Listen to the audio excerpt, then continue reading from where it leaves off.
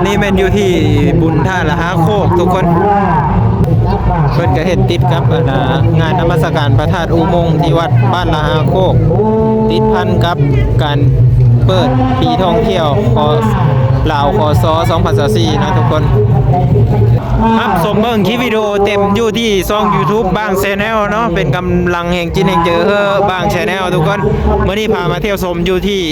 วัดบ้านละหาโคกเด้อทุกคนเด้อบ้านเพื่อนเนี่ยก็คอมเมนต์หรือว่าห้ามชมอยู่เสิร์ชเนี่ยก็คอมเมนต์บ่ทิดบางได้กดไลค์กดแชร์เพื่อเป็นกำลังเจอเนาะ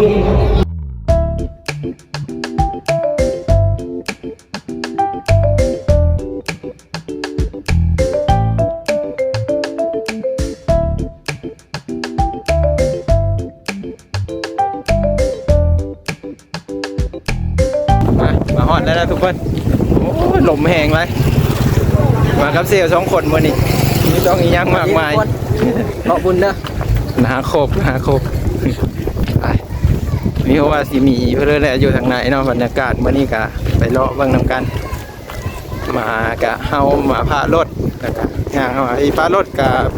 ปีนึงก็20,000เนาะแล้วก็มีสติกเกอร์พร้อมแล้วก็จดป้ายเพิ่นไว้นั่นแหละเนาะเพื่อว่ากันเซนะทุกคนไปเดี๋ยวเราไปเบิ่งบรรยากาศอยู่ทางข้างในพุ่นแหละวันนี้มันขายบรรยากาศก่อนนะทุกคนแล้วเบิ่งบรรยากาศนี่นะเขาปิ้งไก่ปิ้งเพื่อสมาปิเลย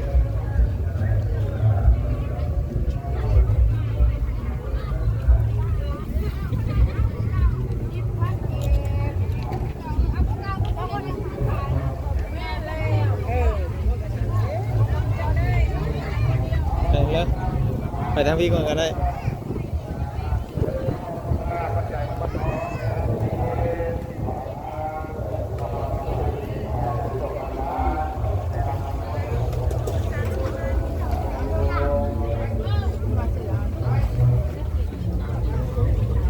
คนในร้านแห่งนะเต็มเลย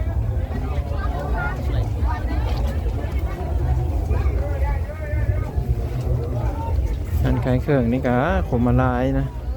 เต็มเลย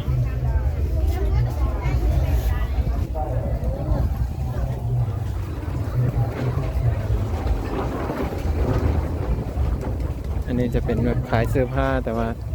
พากันย่างเลาะบางก้อน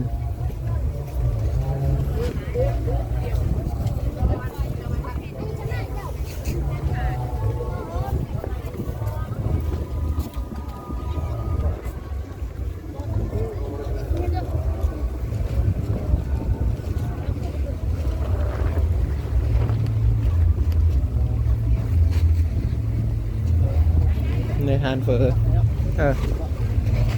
เอาตรงนี้แหละทุกคนหาย่างเลาะหาย่างก็เบิ่งก่อนให้มันสุดก่อนนะทุกคนแล้วจึงกลับมากินเฟอร์กินอะไรนี่เนาะกดผมมาลายเลยเต็มเลย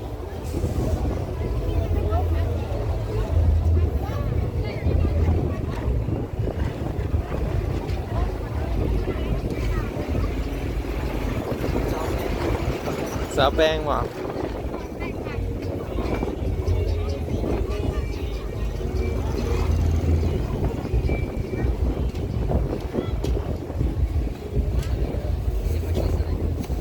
มันเดี๋ยวนี้คนตอนนี้เป็นเฮามาฮอดฮันแล้วเนาะหลังจากที่เฮากินเพิ่นแล้วนี่ก็สิเฮาไปบูชาทางข้างในพุ่นแหละเนาะจะเป็นไปขอตัวเด็ดก่อนมาขอตัวเด็ดก็โพสเลยนะก็โพสเลยนะเดี๋ยวไปท่าติดตามมันกันนะทุกคนจะน้อยเขากันจะได้เข้าไปข้างในเนาะมาแล้วเมนูข้าวเปะหมูกรอบเนาะเอามาท่าเบิ้งนำกันว่าทางพี่น่ะสีทื่อบ่หรือแพงเนาะเดี๋ยวมาท่าเบิ้งนำกันแต่คันอยู่ในเมืองนี่ก็ประมาณถ้วย20,000เนาะ25หรือ30ประมาณนี้เลยอิงตามแบบถ้วยเยอะถ้วยน้อยนะทุกคน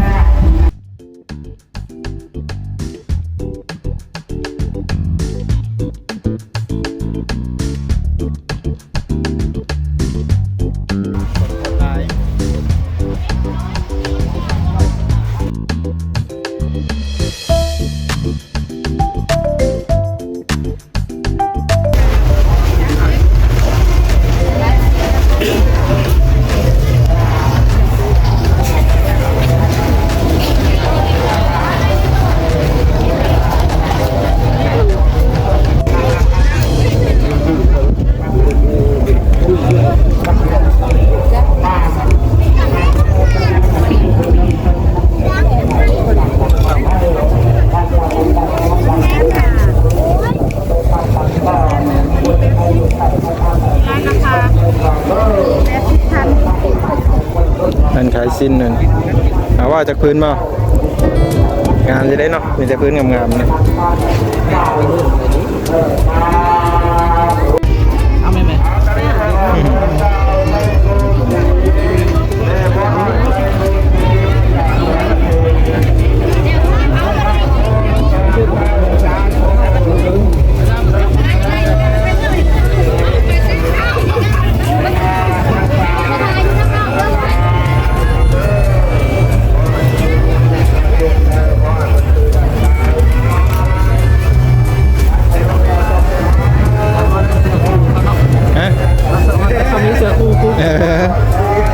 เราไม่ต้องมีคู่ดอกวันนี้ชม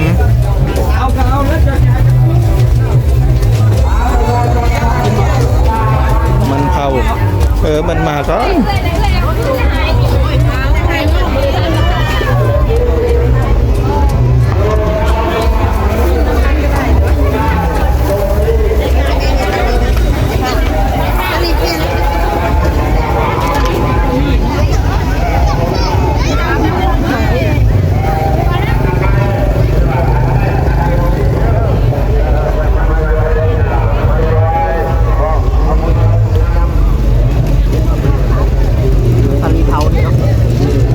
กินมั้ย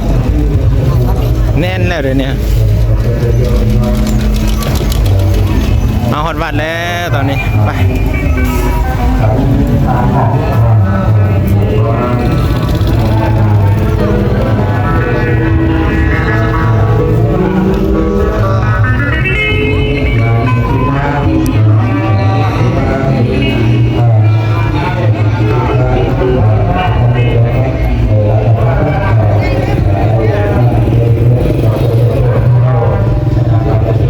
ข้าวรามก็มีหลายอันหลายอย่าง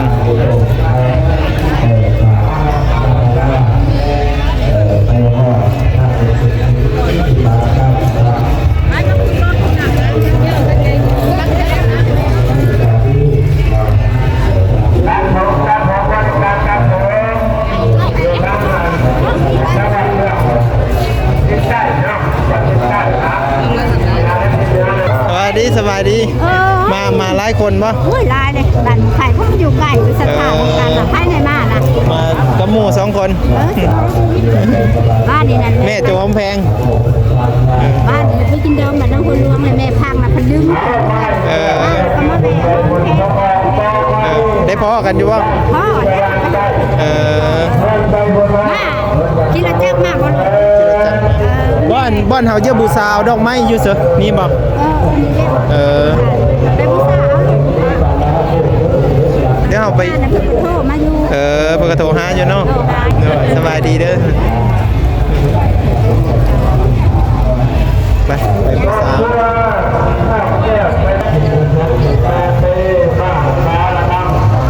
วันบูชาเอานะดอกไม้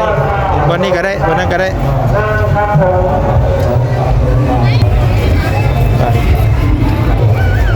กับไผ่ก็มีแต่ไปจูดอยู่พุ่นเลยนี่เฮาย่างไว้นี่แล้วก็จะโค้งเฮาไหนก็ได้ยินดีต้อนรับสู่พระธาตุอุโมงค์มาฮอดแล้วพระธาตุอุโมงค์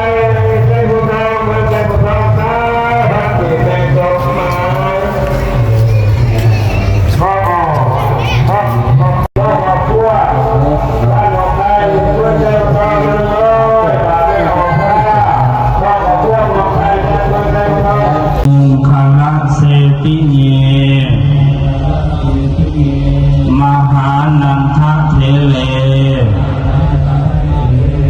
สัทธัมปัญจมหาเถรา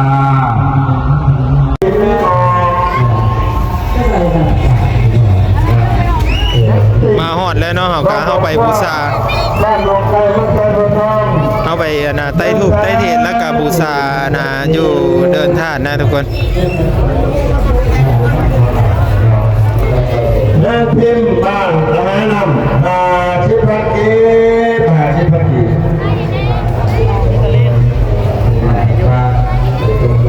มาซาแล้วเดี๋ยวว่าเสียงนาม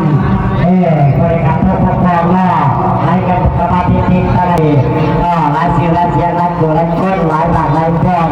และพระราชสุขการนำไป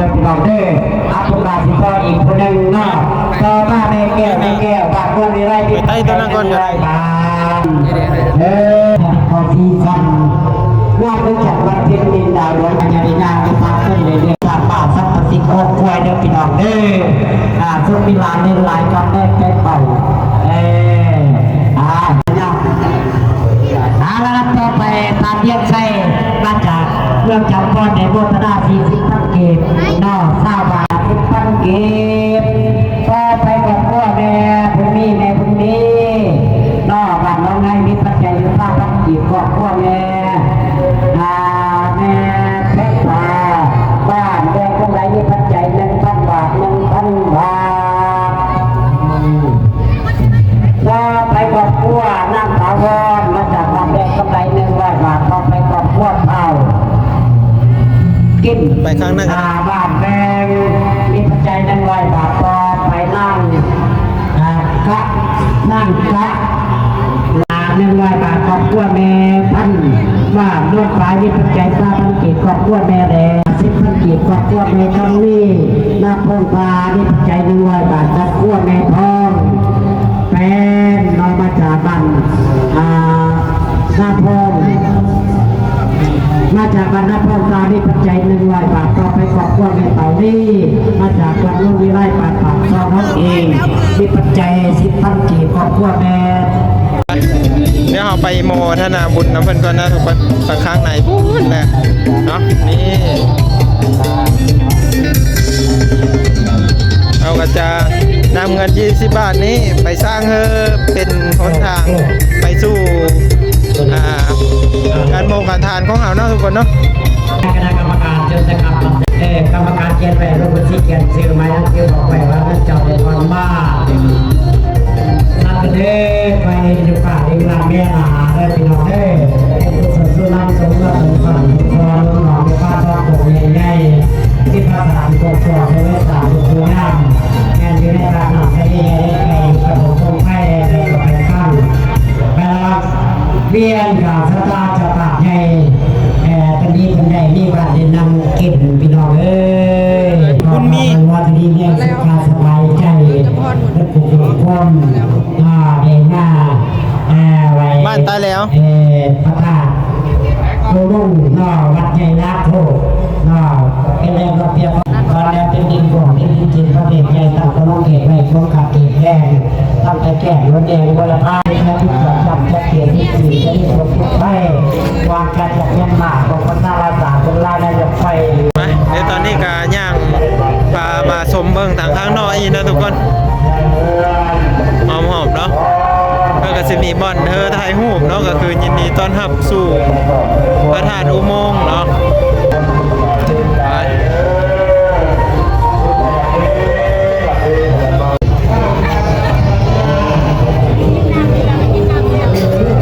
เนี่ยบอลเขาถ่ายรูปนะบ้านเราเข้ามาแล้วเขาก็จ้องบ่อเขาแล้วก็เข้าไปถ่ายเถอะ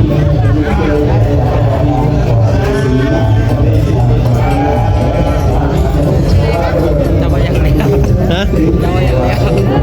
อันนี้สิเลียเก่งเนาะโอ้ยเสียคะแนน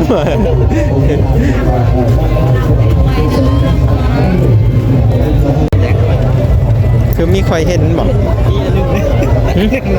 ยิงอยู่อันนึงเดี๋ยวเป็นไรทอดเอาไปมาตัดอยู่คือมีใครเห็นเลยเนาะไม่เห็นมาแท้บอก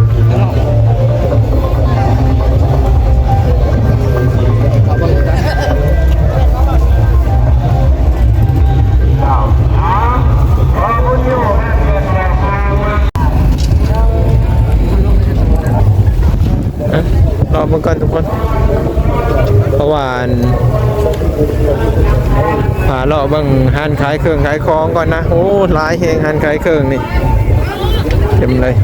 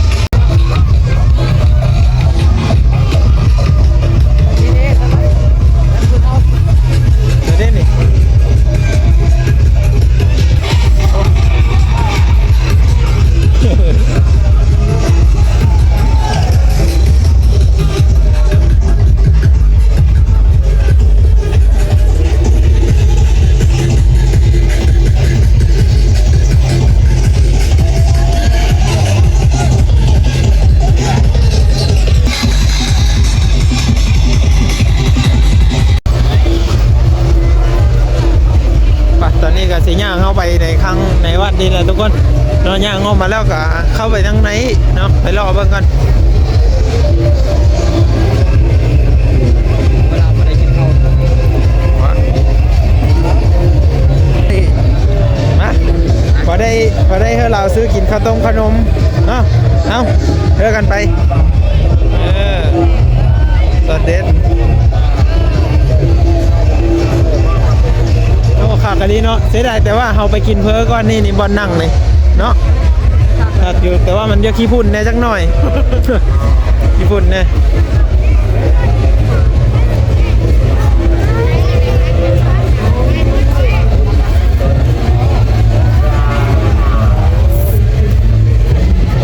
เอาการเติมใส่กันเพื่อให้เป็นขึ้นอันใหญ่รวมเพื่อจะได้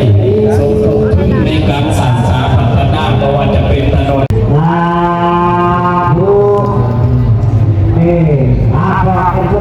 ตอนนี้แมนอยู่ที่บุญท่าละหาโคกทุกคนเพิ่นก็เฮ็ดติดกับงานนมัสการพระธาตุอุโมงค์ที่วัดบ้านละหาโคกติดพันกับการเปิดปีท่องเที่ยวลาวคศ2024นะทุกคนครับสมเบิ่งคลิปวิดีโอเต็มอยู่ที่ช่อง YouTube บาง Channel เนาะเป็นกำลังแห่งจินแห่งเจอบาง Channel ทุกคนเมื่อนี้พามาเที่ยวชมอยู่ที่วัดบ้านละหาโคกเด้อทุกคนเด้อบ้านเพื่อนเนี่ยก็คอมเมนต์หรือว่ารับชมยูเซอร์เนี่ยก็คอมเมนต์บ่ทิศบางได้กดไลค์กดแชร์เพื่อเป็นกำลังเจอเนาะ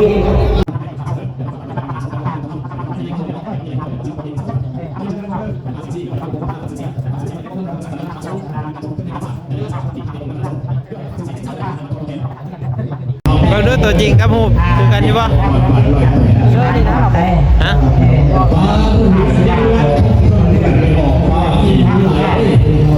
ก็เป็นคนที่จะสีซ้ำนี่แหละเนาะกินบ้างก็สีได้จบไปเพลงซ้ำนี่อายุบางทางในห้องอะไรสีได้อำลาพระเจ้าพี่น้องๆเอาไว้นะก่อนนี้เนาะคลิปวิดีโอเนาะถึงมาพ่อกันเมื่อนี่จะมีตามหลังมาอีก2 คนเนาะตอนนี้เป็นเอาสิได้กลับมือแล้วคลิปหน้าพ่อกันเมื่อทุกคนฝากติดตามต่อไป FC ฟังลาวฟังไทยเนาะเป็นกำลังแห่งจิตแห่งเจอที่บ้างเนาะหรือว่าบาง Channel อะไรทุกคน